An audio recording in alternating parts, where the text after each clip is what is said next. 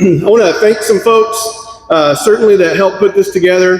As always, Pam and Karen from our office, and then Mr. Lance over here, Lisa and Brian in technology, whole maintenance department for putting up the screen and other things, and then Karen and all of food service for the wonderful breakfast that we had this morning. Let's give all them a hand, please.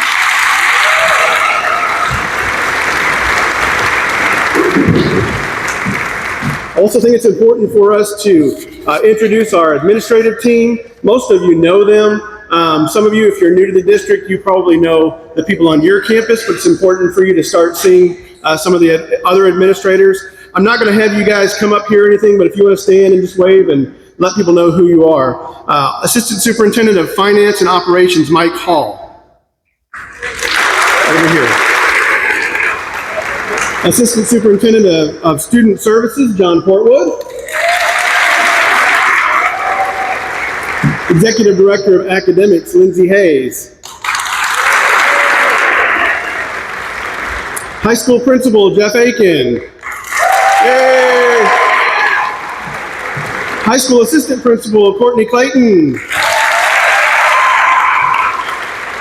High School Dean of Students, Lindley McNair.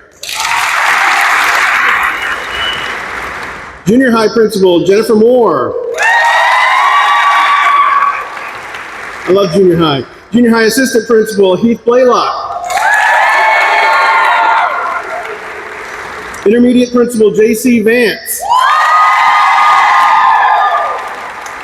Intermediate Assistant Principal, Dusty Aspel.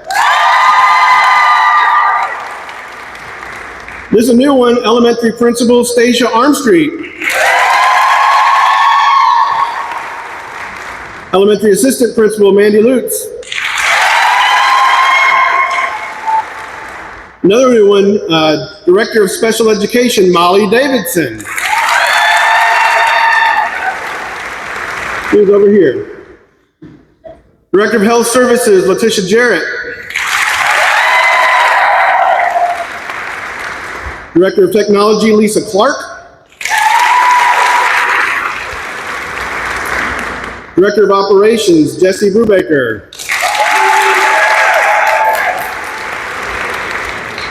Assistant Director of Operations, Courtney Short.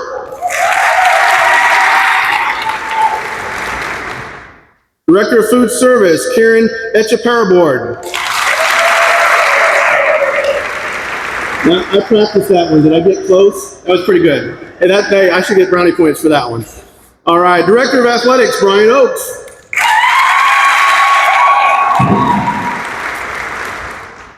Director of the Child Development Center, Holly Morgan.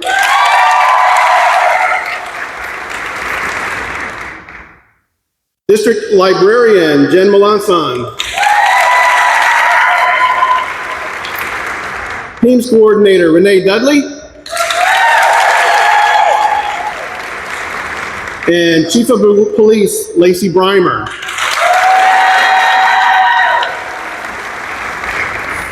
I want to take just a second to thank all those folks.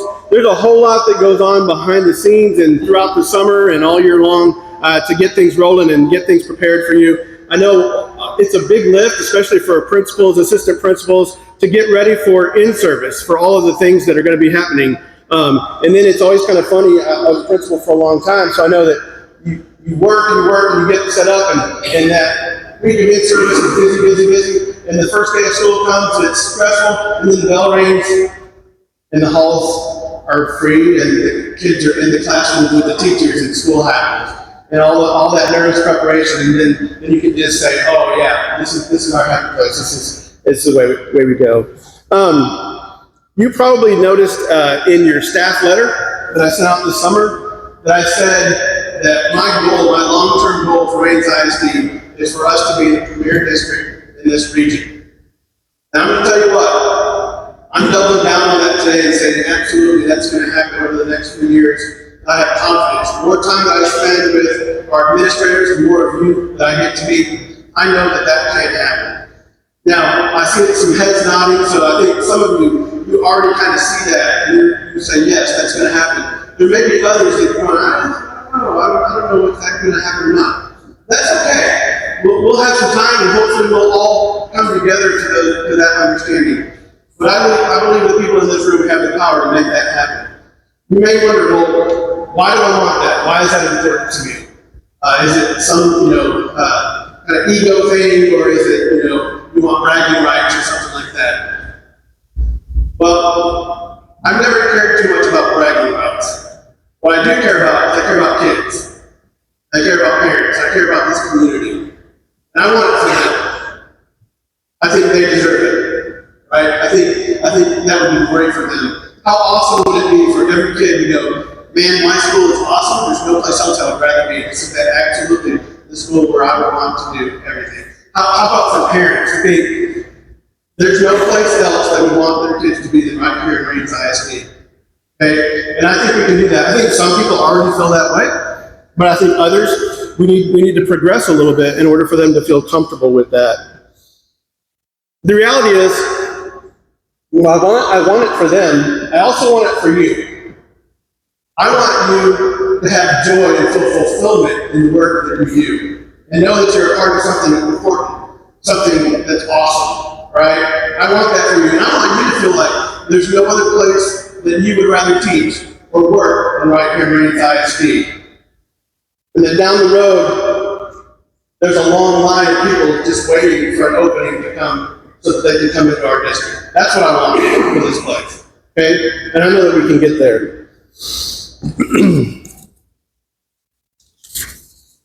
When I came in to the district in May, I spent a lot of time going and visiting with individuals. And we sat down with some folks and we went through the same list of questions. And then I sent a survey out to the whole district for those of you that were here. And I asked them, among other things, what you like about the district, what you love about the district, where you think we're strong. We also asked questions about where do you think we have room to improve. Now I want to share a little bit of what came out of that with you today. There were a lot of different answers, and I won't touch on all of them, but there were definitely some themes that came up about. I'm sorry, I skipped something. Let's do this real quick first. If you're new to the district, we're so glad that you're here. I appreciate, we asked Mr. Lance to do something a little bit different this year. We produced a video that's going to be going out to each of the campuses. It's going to introduce our new folks on every campus. We wanted to give you a little snippet of what that looks like right here. Let me show you a video real quick. That's just a handful of our new folks, and there will be a video, like I said, that goes out to each campus with the new people on your campus. I hope that you'll take some time to watch that, and maybe when they tell you a little bit about themselves, you can just have little connections so that you feel like you know them a little bit, and maybe it's springboard into a conversation. If you are new to the district, would you please stand and let us welcome you here? Everybody who's new to the district, please stand.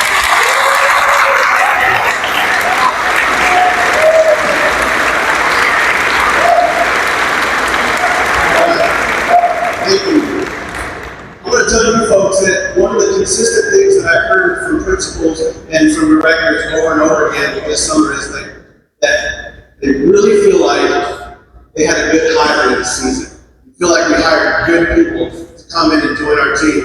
And that is so encouraging, and that's so important to this place. Thank you. You're welcome. I'm so glad that you're here.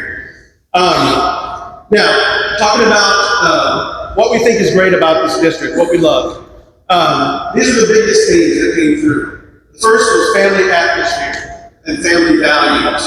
That came through, I would say there were probably 2/3 of the responses we got on the survey said something about that. Okay? And the next one is closely related, that people on the campus, and specifically talking about on your campus, the people that you work with every day, they feel like the people genuinely care about one another. And obviously those two things are related, right? I want to tell you, as a newcomer coming in, and I came in May, which is a pretty stressful time for everybody, right? But the sense of those two things, it's palpable, it's obvious. You can walk in and that's something that you notice about this place right off. I also want you to know, it's not like that everywhere, okay? If you've been in range for quite a while and you don't know maybe what it's like every other place, know that that's something that ought to be appreciated and something that we should feel good about. But it's also something that we need to make sure it continues to happen, right? We don't want to lose that personal touch and what makes us so special. The other things that people pointed out, that we have many strong programs. what I would call pockets of excellence. And you can look at different ones and say, yeah, we've got excellence going on here, we've got excellence going on there. So we have a good start in a lot of areas. And one of the things we'll try to do over the course of this year and future years is look at those pockets of excellence and say, what is it that's making that function so well? And what's making them so successful? And maybe we'll take those things and we'll try to see how that can impact other areas. And it's just carryover. Now, on the side of what we might be able to work on together to improve, here are the biggest things. The first one that came up a lot was compensation, right? Okay, now, I'm happy to say, and we sent this out to you already, we're taking a little step, at least right now, right? And by the end of today, if you're a returning person from last year, there will be a retention stipend that will hit your bank account today. I think that's worth celebrating.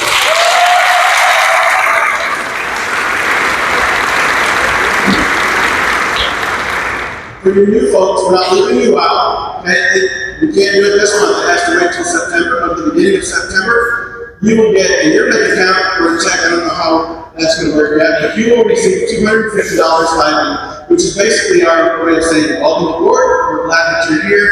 And thank you for choosing RISD. All right? Now, I hope that we appreciate it. I hope those stipends are beneficial to us. And also, when you see the school board members, I hope that you will thank them for that, for supporting that. Now, that being said, I'm going to tell you that we know we need to do more. We know we need to do more with compensation, okay? And I want you to hear today, you have a commitment from me, from Mr. Hall, our administrative team, and most importantly from the school board, that we're going to work diligently to make that happen. We will find ways to improve compensation that are more substantial and more long-lasting than what we've already done. All right? So you consider that just a little start of what we're going to try to do. I'm going to tell you it's going to take some hard work, and it might take some sacrifice in different areas, but we're committed to making sure that that happens for you because you deserve it. All right? And we realize that.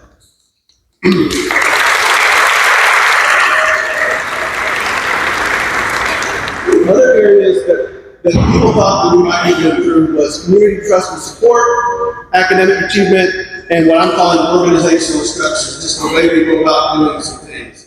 I'm not going to dwell on these things too much today. Later this week, I'm coming around to your campuses, and I'll be talking to each staff. We'll touch on these a little bit more, but I will tell you that after meetings with our administrative team, I'm very confident that we're going to improve in all of these areas. Very confident. And I think some of that improvement will start immediately. Some of the foundation for that improvement has already been laid. But I'm convinced that over time, we're going to see big gains in these areas. What I want to spend most of our time today talking about is what I'm going to call foundational ideals, or you might call them guiding principles. Okay? It's kind of the big picture items on what we want to be about, how we want to run the school year. Some of these you may have already heard from your principals or your director. In fact, I hope you have. If you haven't yet, I'm certain that you will hear things around these themes as we go forward. The first one is that we always want to act in the best interest of our students. I think that should be foundational to every school. We're the kid business, right? That's why we exist. We exist for the kids. And that should be the lens through which we see every situation. It should be the filter that we use for every decision we make. We get in the heat of the moment, and if we can discern what's in the best interest of the students, that'll automatically be what we choose to do. Okay? Now, I'm going to tell you that it's very beneficial if we make that determination, that commitment up front. Because sometimes when you get in the middle of things and you're stressed and all that, it causes you to do strange things. But if you can say, right now, I'm committed to that. And so when I get in the heat of battle, I'm going to think what's best for kids. That decision's already been made, and I don't really have to think about it, right? Now, what's best for kids doesn't mean it's always easy for kids, or the kids are like it, right? Sometimes what's best for kids is some tough love. Sometimes what's best for kids is boundaries, structure, things like that. Just like when we raise our own kids at home, right? Giving them everything they want is not best for them. The other reality about what's best for students Sometimes what's best for students is inconvenient for adults. Sometimes it's difficult for adults, right? Sometimes it's going to cause us to spend extra time doing something. It's going to mean extra work for us. But you know what? When we came into education, most of you came here because you wanted to make a difference. And if you came here wanting to make a difference, then we kind of signed on to do the extra, didn't we? If it means doing what's right for our kids, we'll do the extra. I'm going to challenge you to do that this year. The next one is to provide excellent customer service. Excuse me. Treating every person with kindness, dignity, and respect. They might look at customer service and say, isn't customer service more of a business thing and we're not a business, we're a school? And that's true. But what if we treated it like we had customers and we were trying to earn their patronage? For the most part, our parents, if they live in the district, this is the choice, right? We're the only school in town, we're the only school in the county. What if they had a choice though? We were trying to convince them that this is the place they need to bring their kids. Customer service is not some big shift. In fact, I think most of you probably do a great job with this already, treating people with kindness, going the extra mile, doing a little extra. But I'm just going to ask, as a district, that all of us, even if you already do a good job, we still do a little bit more. I'll tell you a quick story. I'm getting old, and so I can't see anything without glasses. And I have a different pair of glasses for different scenarios, right? And some of you can relate to that. You know exactly what I'm talking about. So I have glasses that I use when I'm using the computer. And last week, for whatever reason, I carried those glasses home. And the next day, what happened? Well, I came to school and I didn't have them. So I got to work and I just started working. And I thought, oh, I can do this. You know, looking through the bottom of my iPhone, just trying to type on the computer. And I realized after 10 minutes, this is not going to work. So I go down to Family Dollar and I'm looking for the magnifying glasses. You know, I find the right ones. I go up to the counter. When I first go up to the counter, there's nobody there. You might have had this experience at a dollar store. But first get to the counter, there's nobody there. But after just a very short time, 1 or 2 seconds, I hear a faint voice off the distance over here say, "Oh, just a minute, I'll be right there." And I look, there's a young lady up on a step stool, you know, doing something to the shelves. And she comes down, she actually runs to the counter. And she apologizes again, "I'm so sorry that you had to wait." I said, "Oh, we've been here like 2 seconds, you know, it's fine." So she starts to ring me up. And when she tells me how much it is, I start to get my card out and pay and everything. She says, "Would you like me to cut the packaging off so you can use these right away?" I said, "Sure, that'd be great." So she starts cutting, and we carry on a small talk conversation. And she's cutting this packaging up. She makes a joke about, looks like we're getting to Fort Knox, and it really was a lot of packaging for a little pair of glasses, right? But she continues, and then when she gets that all taken off, then there's stickers, right? And there's always on glasses. So she meticulously takes the stickers off, and then there's a little sticker dump on the side, like there always is. So she took her apron and she brought that down. Then she handed me the glasses and said, "I hope you have a great day, and I hope you see clearly today." Now, she was probably a graduate of Grady High School, that's what I'm thinking. Okay? I left that store thinking, what a pleasant experience that was. And there was a little bit more pep in my step, right? Now, I don't know about you, I've been to a lot of dollar stores, okay? I do not always leave dollar stores thinking, what a pleasant experience that was. Sometimes it's not so much. Now, did that cost her very much? It didn't. It didn't cost her very much, but it made a big difference in my day. We interact with lots of people every day. The little things make a difference. And that's what I want to encourage you about. Now, if you want an example close to home, have you met Mr. Lance? Yeah. Okay. Do we know that guy always goes the extra mile? That we always see him treating people with kindness, dignity, and respect? He's probably mad if I mentioned his name, but it's really true, right? And you can visualize people on your campus right now that you know are really good at that. Truth be known, we can all look at ourselves and say, I try that most of the time, but I can think of this time and that time when I could have done better. And that's what I'm asking, just a little bit. When we get back into talking how we're going to accomplish the things that we need to improve on, think about how customer service might impact community trust over the long haul. think that's going to be important for us.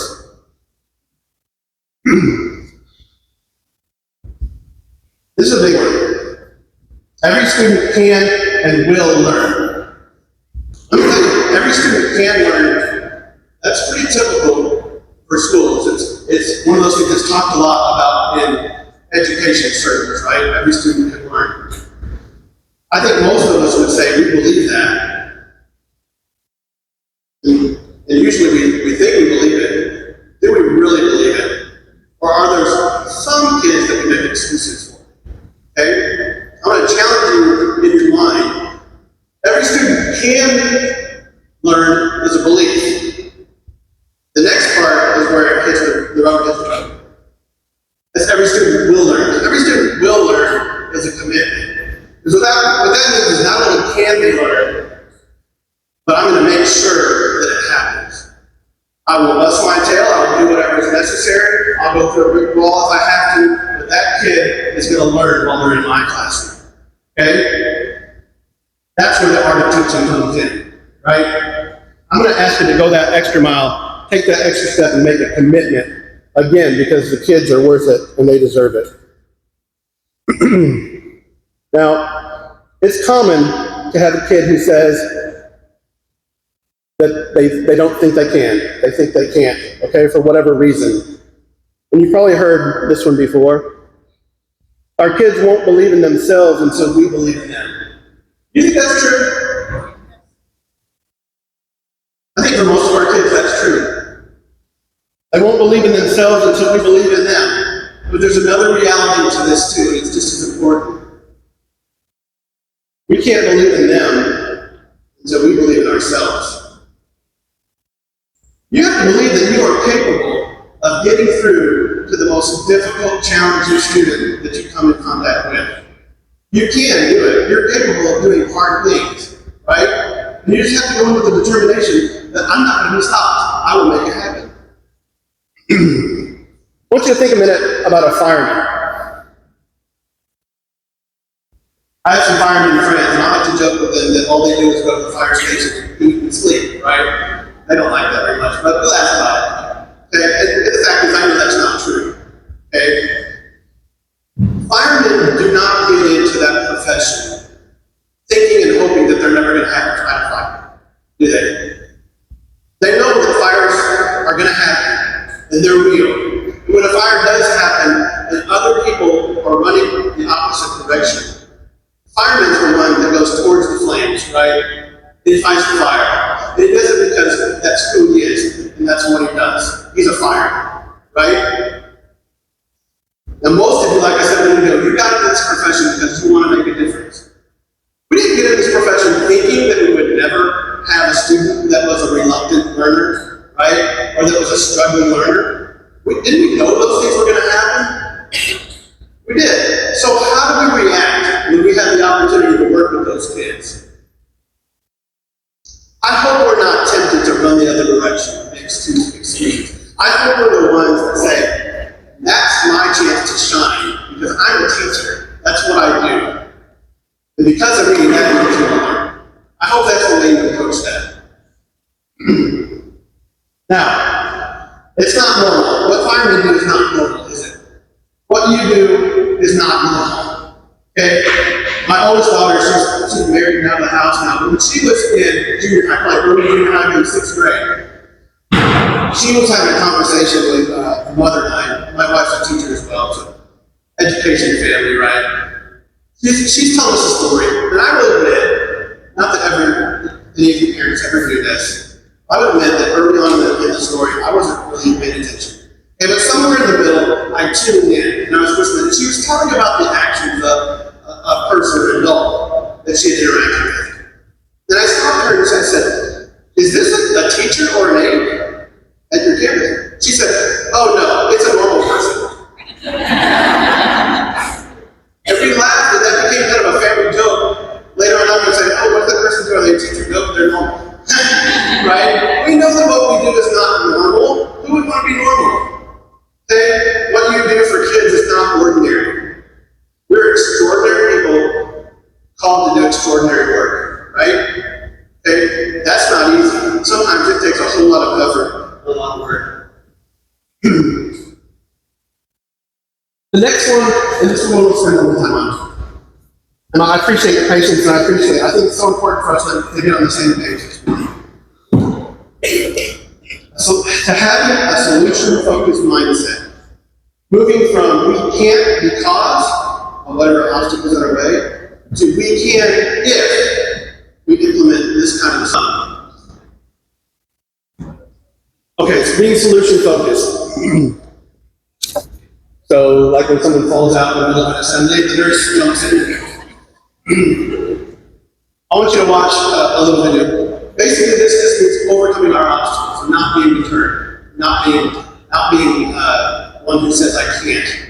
Right? This is a funny little video that most of you have probably seen. It's very old at this point, but I laugh every time I see it. How you can become paralyzed by obstacles, and if you're only focused on the obstacle instead of the solutions, even sometimes obvious solutions, right? How we can get bogged down in that. I'm going to tell you, in education circles, in schools, we tend to do that sometimes. We see the obstacles, we see them being so big that we get focused on that instead of spending our energy into thinking what the solutions are. You know, in this case, we can't because the escalator is broken.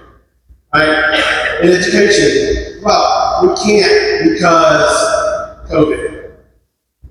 I don't know about you, I'm so sick of that one that I'm just ready to roll, right? Okay? Or we can't because we have so many kids that come from poor backgrounds and they don't have experiences. Right? Or we can't because those darn teachers in the grade level before me didn't send me kids that were on grade level. Okay? Have you ever heard any of these things? Don't point fingers. More importantly, have we ever been guilty of saying any of these things regarding thinking them? I think most of us, we can see at some point we had some issues where we had issues with obstacles. This is something that I think most of you have seen. Oh, I was going to say that. I'm not saying that obstacles aren't real. Some obstacles are very real, right? But we have a decision to make on what we're going to do about it. We can just say, well, we're stuck, so we just can't meet our goals. Or we can decide that we're going to do something about the obstacle. We can look to see if the obstacle is movable. Maybe it's movable. Maybe it's not. If it's not, well, maybe we build a bridge to go over the obstacle. Maybe we chart a new course and go around it to the left and to the right. Maybe we have to pull out the shovels and dig down and tunnel below it, right? If all else fails, we get out the hatchet and we start chopping away at it until we can bust through it. Okay? But we can't just be stopped by the obstacles. We have to be able to do something about it. All right. There was something that went around on social media a couple years ago, and you've probably seen it. We're going to run through just part of it right now. But imagine that you were born in 1900, okay? On your 14th birthday, World War I starts and ends on your 18th birthday. 22 million people perished in the war. Later in that year, the Spanish flu epidemic hits and runs until your 20th birthday. 50 million people die in those 2 years. On your 29th birthday, the Great Depression begins. Unemployment hits 25%. The country nearly collapses along with the world economy. When you turn 39, World War II starts. And by your 41st birthday, the U.S. gets attacked at Pearl Harbor, and the United States is pulled into the war. And between your 39th and your 45th birthday, 75 million people die in the war. Smallpox was epidemic until you were in your 40s, killing 300 million people. And it doesn't end there. From age 50 on, you deal with the Korean War, the polio epidemic, the Vietnam War, the Cold War, the Cuban Missile Crisis, and so on, and so on, and so on. And we might look at all that and say, what a terrible time to live, right? How pitiful is all that? And we might think, well, what a pitiful generation, right? But do we know that generation as a pitiful generation? No, we don't. We know them as what? Yeah, we know those people as the greatest generation. How is that possible? How can they go through all of that, yet we know them only as the greatest generation? The answer is, they refuse to be identified by their obstacles. It chose to be identified by the things they did to overcome those obstacles. And that's what we're asking for each of you to do. Let me show you the most obvious example of this. World War II,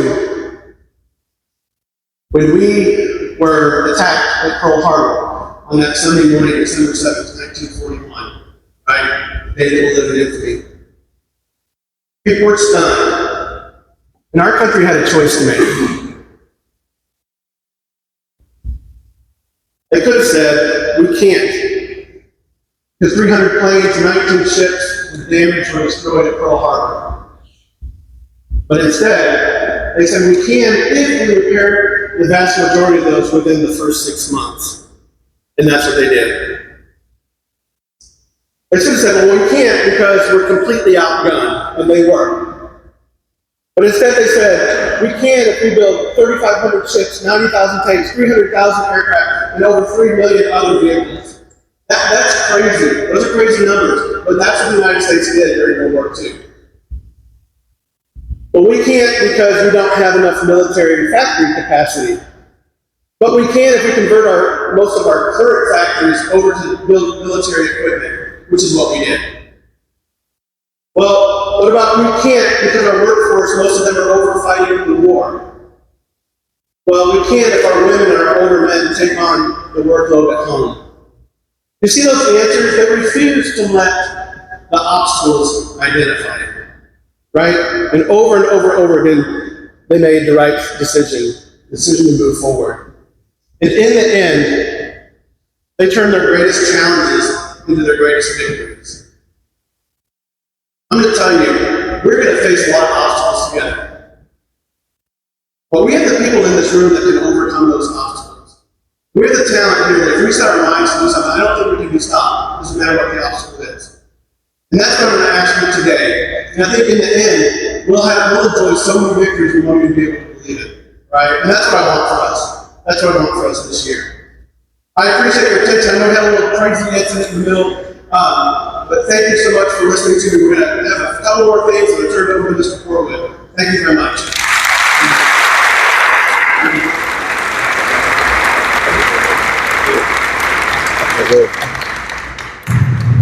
Hey, good morning, guys. How are y'all? That absolutely gets me excited. So I'm excited about the direction of the district and echo everything Mr. Nix just said about the abilities in this room are really an unstoppable force. That's genuinely true. It's just about deciding to do it and deciding to act on those actions. The next person we have to speak for us here is from the Reigns Education Foundation Board. It's Mr. Nathaniel Hooten. If you don't know, our Education Foundation Board does a lot for our district, does a lot for our teachers. I'm going to let him obviously share, but we're thankful for this partnership with them and what they're doing to help our students succeed. So this is Mr. Nathaniel Hooten from the Reigns Education Foundation Board.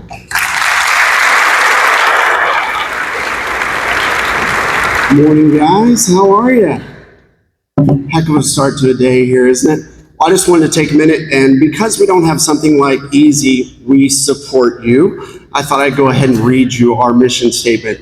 Reigns Education Foundation mission is to collaborate with the community to provide resources that improve teaching, inspire learning, and maximize innovative opportunities for all students at the Reigns Independent School District. So Brandon R. Roberts at Edward Jones is the president of the Reigns Education Foundation Board. I'm Nathaniel Hooten of Hooten Financial. I serve on that board as well. It is a pro bono position, so we are not paid because we want to give all the resources back to you. Now, I am not from Hooten Landscaping. I'm not from Hooten Hardware.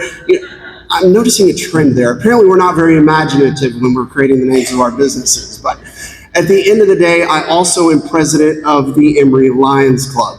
So you're getting a 2-for-1 special here today.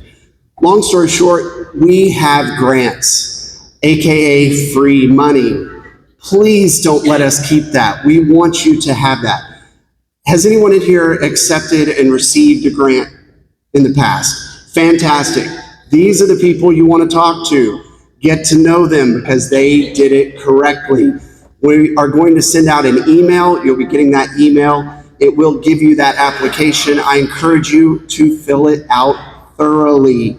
It can be you as an individual. It can also be you as a group of teachers at a grade level. So if there's some need that you see that you think fits, we would be more than happy to do that. And we not only do grants, we also sponsor things like Teacher of the Year. Woo!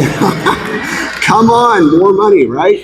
We've also partnered with the Dolly Parton Foundation. We helped provide the book vending machine. So there's several things that we've done over the years from the Reigns Education Foundation Board that has really been pretty exciting. I'm going to give you some details here. October 1st is your deadline for those applications. It is not extendable.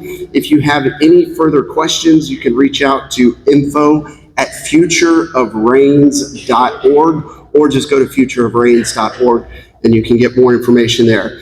Just to give you a little bit more detail about the Emory Lions Club. One thing that we do, we provide an exam and glasses to kids who have a need and cannot financially support that.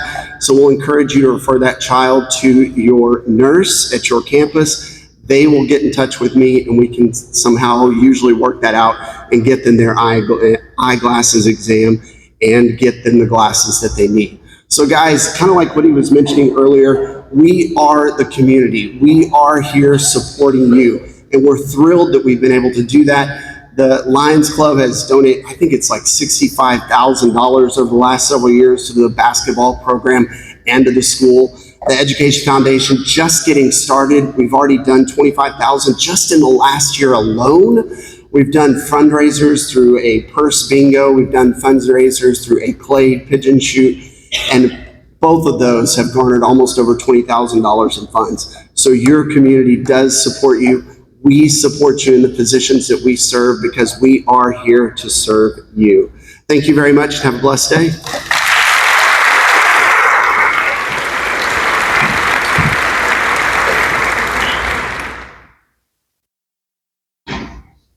Thanks, Nathaniel, and thanks to the Education Foundation Board for all the work that they do for us. The next thing we're going to do is we're going to pick a winner of a $50 cash prize from the Reigns Hopkins Retired Teachers. Just 1 second, I'll get that going.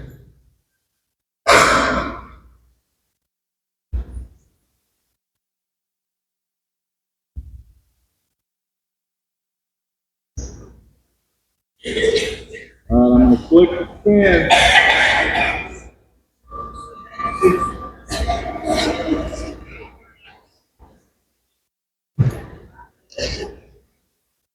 This is the exciting part when the name pops up. All right, John, Mr. Coots.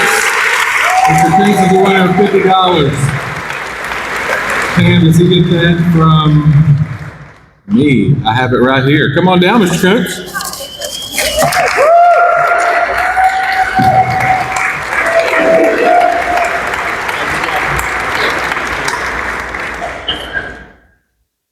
The next group we kind of want to talk about, we love to honor these people, are, we call them Wildcat Pride people. These are people that are Reigns graduates and then return to us in some form here to serve at Reigns ISD. We think that's a really neat thing that we like to honor. I'm going to read the names of some folks that are new to us this year. We did it last year. We started this, so there was called everybody, but this year we should have new ones. So if I call your name, just please stand up for a second.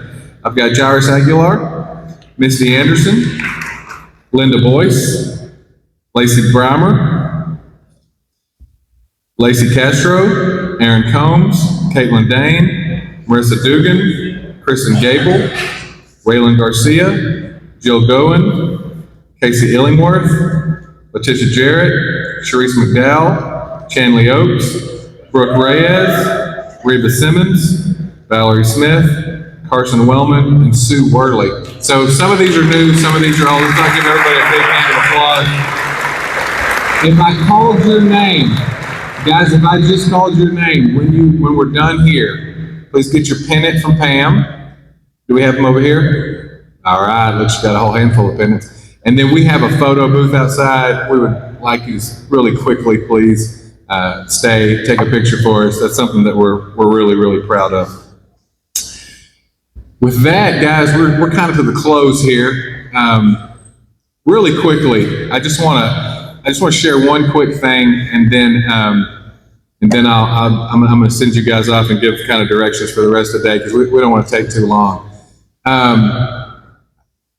I really appreciate what Mr. Nixon said to us this morning, and it kind of got me to thinking quite a bit about acting and about stretching yourself and about doing things that might be a little more difficult than you're accustomed to. So there's a book that I like to read. It's an old book, and I don't know what you call this kind of book. It's got a bunch of different writers in it, and one of the writers writes about belief, like a lot about believing in something. He uses the word faith quite a bit to do it. What's interesting is he talks about faith and faithfulness. This is an old enough book that everything has to be translated. And so in that language that it was written in, the words faith and faithfulness are the same word. And so kind of in our language, that's hard to put together because faith is like a mental assent. And faithfulness is acting upon that mental assent.